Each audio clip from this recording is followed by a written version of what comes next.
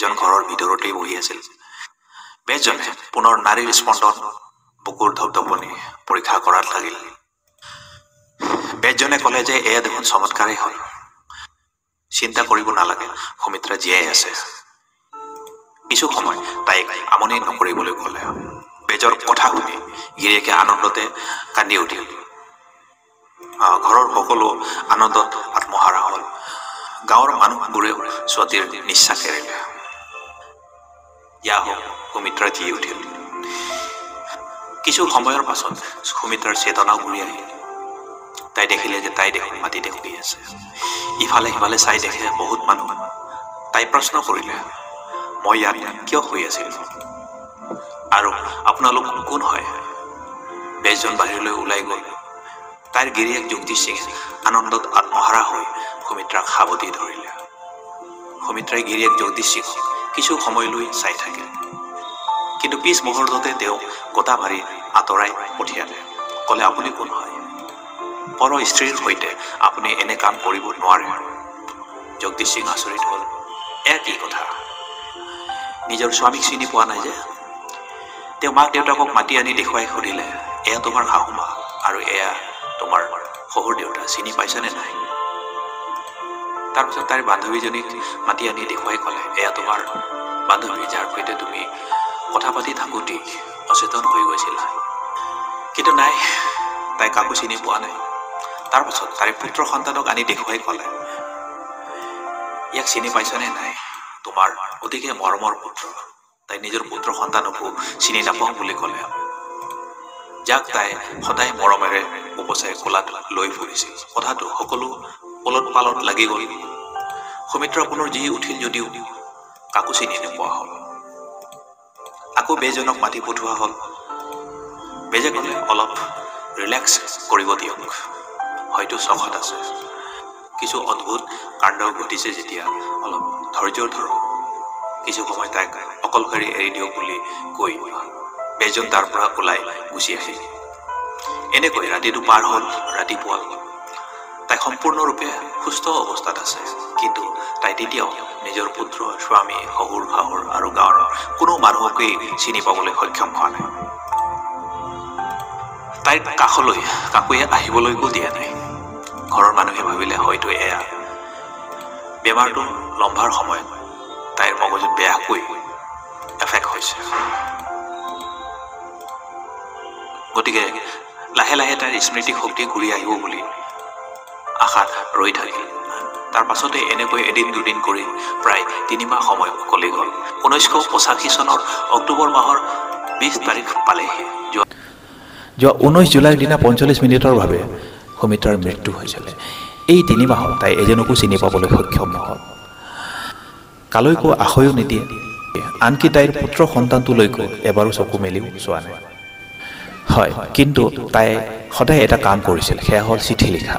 তাই চিঠি লিখি তাইৰ গিৰিয়েকক পোষ্ট অফিচত পোষ্ট কৰিবলৈ সদায় কৈ থাকে। গিৰিয়েকে জগদীশ সিং আছিল এজন অনপঢ়, লিখা পঢ়া একো নাজানে। তেওঁ চিঠিবোৰক কোনো প্ৰশ্ন নকৰাকৈ পোষ্ট কৰি দি আহেগৈ। কিন্তু ঘৰৰ মানুহে এই কথাত আচৰিত হৈছিল যে সুমিত্ৰাটো এনে কোনো লিখা পঢ়া ছোৱালী নাছিল। তেন্তে যদিও তাইক তুলি তালি ডাঙৰ দীঘল কৰা ব্যক্তিজনে কিছু অলপ বছৰত লিখা পঢ়া শিকাইছিল, তথাপি কিন্তু এখন চিঠি লিখিব পৰাকৈ তাই ইমান শিক্ষিত নাছিল। হ'ব পাৰে তাইৰ মগজুত কিবা ছাইড এফেক্ট হোৱাৰ বাবে তাই নিজকে কিবা ভাবি আছে। গিৰিয়েকে তাইক এতিয়াও বহু মৰম কৰে। সেয়ে তেওঁ কোনো প্ৰশ্ন নকৰাকৈয়ে তাইৰ চিঠিবোৰ গাঁৱৰ বাহিৰত থকা পোষ্ট অফিচৰ ভৰাই থৈ আহেগৈ। 3 মাহ ধৰি একে লেঠাৰীয়ে চিঠি পঠাই থকাৰ পাছত 20 অক্টোবৰৰ দিনা সেই চৰিপুৰা গাঁওখনতে এজন ব্যক্তি সুমিত্ৰাৰ সন্ধানত আহি উপস্থিত হয়। প্ৰথমে সেই ব্যক্তিজনে গাঁৱৰ মানুহক সোধা পোছা আৰম্ভ কৰিলে যে গাঁৱত এনে এগৰাকী মহিলা আছে নেকি যি মাজে সময়ে অচেতন হয়, মূৰ্ছা যায়, মুখত কিবা বুৰবুৰাই থাকে, হঠাতে কথাবোৰ পাহৰি যায়। গাঁৱৰ মানুহে ভাবিলে এইজন বা কোন হয়, আকৌ তেওঁ ক'ৰ পৰা খবৰটো পালে বা হয়তো গাঁৱৰ কোনোবা মানুহৰ পৰা খবৰটো পাই ইয়ালৈ বিচাৰি আহিছে। যিহেতু এই গাঁৱৰ মানুহে সৰু সুৰা কাম বা দিন হাজিৰা কৰিবলৈ গাঁৱৰ বাহিৰলৈ গৈয়ে থাকে, এই অদ্ভুত ঘটনাটো বৰ চৰ্চা চলি থকাৰ বাবে খবৰটো পাই বিচাৰি আহিছে চাগে বুলি গাঁৱৰ মানুহে ভাবিলে। গাঁৱৰ মানুহে সুমিত্ৰাৰ ঘৰখন দেখুৱাই দিলে। মানুহজন আহি দুৱাৰমুখ পালেহি। তেওঁ সেই মহিলাগৰাকী মানে সুমিত্ৰা আছে নেকি বুলি সুধিলে। সুমিত্ৰাৰ গিৰিয়েক উত্তৰত ক'লে, হয় আছে, কিন্তু মইতো আপোনাক চিনি পোৱা নাই, আপুনি কোন হয়? সেই ব্যক্তিজনে নিজৰ পৰিচয় দি ক'লে, মোৰ নাম ৰামচিয়া ত্ৰিপাঠী, মই দেৱাৰ পৰা আহিছোঁ, ইয়াৰ পৰা 80 কিলোমিটাৰ দূৰৰ দিগিয়াপুৰ গাঁৱৰ পৰা। মই তাৰে এখন কলেজৰ লেকচাৰাৰ হ'ম। যোৱা 3 মাহৰ পৰা ইয়াৰ পৰা মোলৈ এখনৰ পাছত এখনকৈ চিঠি আহি আছে। প্ৰথম অৱস্থাত মই চিঠিবোৰৰ কোনো গুৰুত্ব দিয়া নাছিলোঁ, কিন্তু বাৰে বাৰে একেই চিঠিবোৰ মোলৈ আহি থকাৰ বাবে ভাবিলোঁ, চাওঁচোন বাৰু মানুহজনীক এনেই এবাৰ লগ কৰি চাওঁ, কি বা কথা আছে, বেছি দূৰো নহয়, এদিনৰ সময়হে অপচয় হ'ব। সেয়ে চাওঁচোন চিঠি পঠোৱা ব্যক্তিগৰাকী কোনবা হয়, এবাৰ লগ কৰি যাওঁ বুলি আহিলোঁ। জগদীশ সিঙে সুধিলে, কোননো আপোনাক চিঠি পঠাই আছে? ব্যক্তিজনে উত্তৰত ক'লে, তাকেইতো চাবলৈ আহিলোঁ যে আপোনাৰ ঘৰত এনে কোন মহিলা আছে যিয়ে যোৱা 3 মাহ ধৰি এখনৰ পাছত এখন মোলৈ চিঠি পঠাই আছে, যি মহিলাৰ কেতিয়াবা হুঁচ নাইকিয়া হয়, অচেতন হয়, কথাবোৰ হঠাতে পাহৰি যায়। জগদীশ সিঙৰ মাক দেউতাকে পুনৰ সুধিলে, আপোনাৰ নাম কি, ক'ৰ পৰা আহিছে? ব্যক্তিজনে পুনৰ তেওঁৰ নাম ৰামচিয়া ত্ৰিপাঠী বুলি কৈ চিনাকি দি এড্ৰেছ পাতি সকলো বিৱৰি ক'লে। বাহিৰত ৰামচিয়া ত্ৰিপাঠী শব্দটো শুনাৰ লগে লগে ঘৰৰ ভিতৰত বহি থকা মহিলাজনী অৰ্থাৎ সুমিত্ৰা ওলাই আহিল আৰু ৰামচিয়া ত্ৰিপাঠীক দেখা পোৱাৰ লগে লগে তেওঁ সাৱটি ধৰে। ওচৰত থকা সকলো মানুহ এই দৃশ্যটো দেখি হতবাক হ'ল। ৰামচিয়া ত্ৰিপাঠীয়েও তাইৰ পৰা নিজকে এৰুৱাবলৈ চেষ্টা কৰি পিছুৱাই গৈছে। সুমিত্ৰাই খুব জোৰেৰে তেওঁক সাৱটি ধৰি কান্দিবলৈ ধৰিলে। যেনে তেনেকৈ ৰামচিয়া ত্ৰিপাঠীয়ে তাইৰ পৰা নিজকে এৰুৱাই লৈ সুধিলে, আপুনি কোন হয়? মইতো আপোনাক চিনি পোৱা নাই। সুমিত্ৰাই প্ৰথমবাৰৰ বাবে ক'লে, আপুনি মোৰ দেউতাক আৰু মই আপোনালৈ ইমান দিনে চিঠি পঠাই আছিলোঁ। ৰামচিয়া ত্ৰিপাঠী বিমোৰত পৰিল। ইয়াৰ বা আকৌ হৈছে কি? ক'লে হয়, মোৰ ছোৱালী তোমাৰ নিচিনাই আছে। তাই ক'লে, মই সুমিত্ৰা নহয়, মই আপোনাৰ ছোৱালী শিৱা ত্ৰিপাঠী। ৰামচিয়া ত্ৰিপাঠীৰ জীয়েকৰ নাম শিৱা ত্ৰিপাঠী। দেউতা, মই যে আপোনালৈ চিঠি লিখোঁ, আপুনি মোৰ হেণ্ড ৰাইটিং চিনি পোৱা নাছিলনে? ৰামচিয়া ত্ৰিপাঠীয়ে তেওঁৰ চুটকেছত এখন ফটো এলবাম লগত লৈ আনিছিল।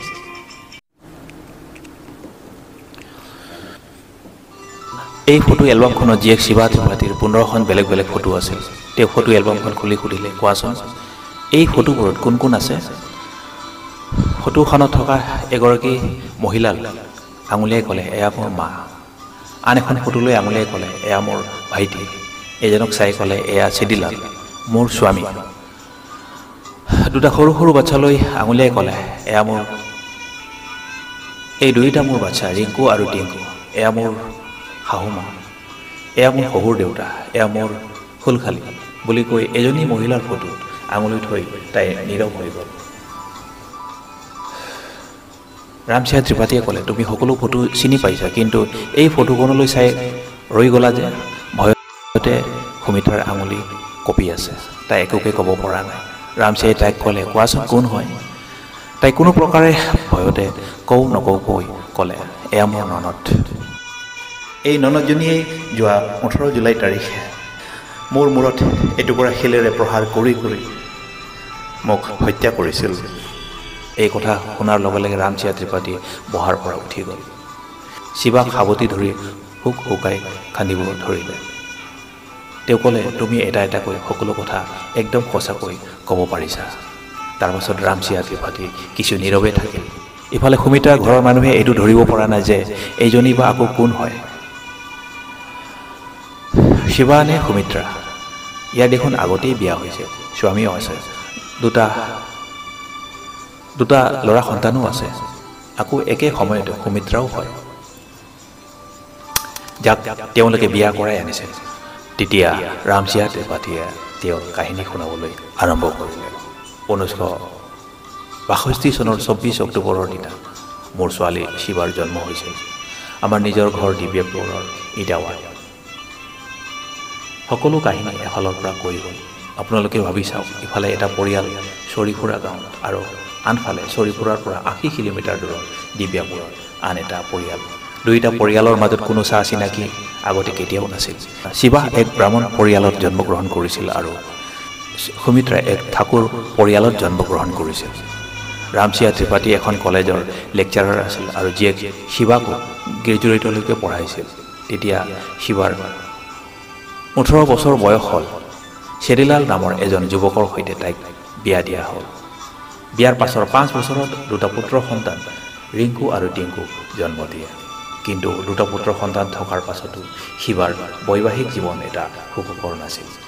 প্ৰথম কাৰণটো আছিল সেই পৰিয়াল শিৱাৰ সমান কোনো পঢ়া শুনা ছোৱালী, মানে তাৰ স্বামীৰ পৰিয়ালত শিৱাৰ সমান পঢ়া শুনা কৰা কোনো ব্যক্তি নাছিল। মাত্ৰ ক্লাছ 12লৈকেহে পঢ়া আছিল। সেই পৰিয়ালৰ সকলোতকৈ বেছি শিক্ষিত বোৱাৰী বুলি কৈ তেওঁলোকৰ খানদানৰ বোৱাৰীসকলৰ মাজত ঈৰ্ষাৰ ভাৱ আছিল। ইফালে শিৱাৰ দেউতাক কলেজৰ লেকচাৰাৰ। তেওঁৰ লগত বহু টকা পইচা থাকিব পাৰে, বহু সম্পত্তি থাকিব পাৰে বুলি যৌতুকৰ বাবে শিৱাৰ ওপৰত অত্যাচাৰ আৰম্ভ হৈ গৈছিল। ঘৰত ফুলকালি ননদ বহু আছিল বাবে তেওঁলোকৰ মাজত কথাই কথাই প্ৰায় কাজিয়া পেচাল হৈ থাকিছিল। 1985 চনৰ 18 জুলাইৰ দিনা হঠাতে শিৱাৰ দূৰ সম্পৰ্কীয় এজন খুৰাক এজনে ঘৰত আহি খবৰ দি গ'ল যে শিৱাই আত্মহত্যা কৰিলে। ৰেলৱে ট্ৰেকত তাইৰ ডেড বডি পোৱা গৈছে। ঘৰৰ মানুহে খবৰটো শুনা মাত্ৰকে লগে লগে দৌৰি গ'ল। সেই সময়ত শিৱাৰ দেউতাক ৰামচিয়াই কিবা কামৰ বাবে চহৰৰ পৰা কিছু দূৰলৈ গুচি আহিছিল। তেওঁলোকে ৰেলৱে ট্ৰেকত উপস্থিত হৈ দেখে যে শিৱাৰ ডেড বডি ৰেলৰ চিৰিৰ মাজতেই পৰি আছে। ডেড বডিত কোনো কটা চিগাৰ চিনেই নাই, মূৰত কিবা আঘাতৰ চিন আছে।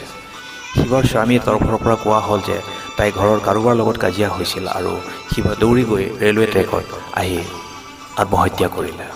সেই সময়ত আজিৰ দৰে ছ'চিয়েল মিডিয়া নাছিল, সংবাদ মাধ্যমো আজিৰ দৰে এক্টিভ নাছিল। শিৱাৰ স্বামী ঘৰৰ মানুহে তাইৰ দেউতা ৰামচিয়া ত্ৰিপাঠীলৈ কোনো অপেক্ষা নকৰাকৈ সুদাই মুদাই ততাতৈয়াকৈ অন্তিম সৎকাৰ কৰি পেলালে। এইফালে 1985 চনৰ 18 জুলাই তাৰিখে শিৱাৰ মৃত্যু আৰু আনফালে 1985 চনৰ 19 জুলাই তাৰিখে সুমিত্ৰাৰ নিজে ভৱিষ্যবাণী কৰি 45 মিনিটৰ বাবে মৃত্যু। মাজত 24 ঘণ্টাৰ পাৰ্থক্য আছিল। দুগৰাকী মহিলাৰ মৃত্যুত কিবা যেন সংযোগ আছিল হয়তো।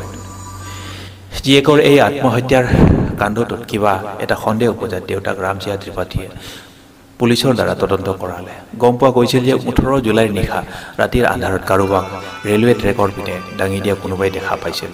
পুলিচে শিৱাৰ স্বামী আৰু শহুৰক গ্ৰেপ্তাৰ কৰিলে, কিন্তু উপযুক্ত প্ৰমাণৰ অভাৱত জামিনত ওলাই আহিল। ননদ আৰু শাহুমাকো এই ঘটনাৰ পাছত ঘৰৰ পৰা পলাই গৈছিল, কিন্তু দুয়োটা জামিন পোৱাৰ পিছত ঘৰলৈ পুনৰ ঘূৰি আহিল। এই কাহিনী ৰামচিয়া ত্ৰিপাঠী সুমিত্ৰাৰ ঘৰৰ মানুহক বহি শুনাই আছে। শিৱা ত্ৰিপাঠীৰ মৃত্যু আৰু সুমিত্ৰাৰ নিজৰ মৃত্যুৰ ভৱিষ্যবাণীৰ 24 ঘণ্টাৰ পাৰ্থক্যৰ সংযোগ আৰু সুমিত্ৰাৰ পঢ়া লিখা ছোৱালী নাছিল। তথাপি ইংৰাজীত চিঠি লিখা কাৰ্যই সকলোকে হতবাক কৰি তুলিলে। এয়া কেনেকৈ সম্ভৱ হ'ব পাৰে? দেউতাকৰ সৈতে সলসলীয়াকৈ হিন্দী আৰু ইংৰাজীত কথা পাতি আছে, যি সুমিত্ৰাই নিজৰ গাঁৱলীয়া ঘৰুৱা ভাষাৰ বাদে একো ভাষাই ক'ব নাজানিছিল। এই সকলোবোৰ প্ৰমাণ হৈ যোৱাৰ পাছত তাই ক'লে, পাপা, মই তোমাৰ লগতে গুচি যাম। শিৱাৰ দেউতাক ৰামচিয়া ত্ৰিপাঠীয়ে তাইক লগত লৈ গুচি গ'ল। শিৱাৰ পুত্ৰ সন্তান ৰিংকু আৰু টিংকুক লগ কৰিলে। তাইৰ আকৌ মনত পৰিল শহুৰৰ ঘৰে তাইৰ লগত কেনেকৈ মাৰধৰ কৰিছিল, কেনেকৈ তাইক হত্যা কৰিছিল। শিৱাৰ হাজবেণ্ড ছবিলাৰ জীয়াই আছে যদিও তেওঁৰ লগত কোনো সম্পৰ্ক নাছিল বা ৰাখিব খোজা নাছিল। সুমিত্ৰাৰ স্বামী জগদীশ সিং আছে, দুখীয়া হ'লেও বহু সহজ সৰল আৰু তাইক বহু মৰমো কৰে। তাই স্বীকাৰ কৰিলে যে হয়, নিঃসন্দেহে মোৰ পুনৰ জন্ম হৈছে। শিৱাৰ যি দুজন ল'ৰা আছে, ৰিংকু আৰু সিহঁত মোৰেই সন্তান। কিন্তু সুমিত্ৰাৰ দুখীয়া স্বামী জগদীশ সিঙকে নিজৰ আচল স্বামী হিচাপে আকোৱালি ল'লে। আৰু যি সুমিত্ৰাৰ সৰু পুত্ৰ সন্তান, যাক তাই বুকুৰ মাজত লৈ সদায় মৰম কৰিছিল, তাকো তাই নিজৰ বুলি আকোৱালি ল'লে। পুনৰ জন্মৰ পাছত লগ পোৱাৰ 2 পুত্ৰ সন্তান আৰু আগৰ পুত্ৰ সন্তান আৰু স্বামী জগদীশ সিঙৰ সৈতে সেই চৰিপুৰা গাঁৱতে পুনৰ ঘূৰি গৈ এক আনন্দময় সুখৰ সংসাৰৰ আৰম্ভ কৰিলে।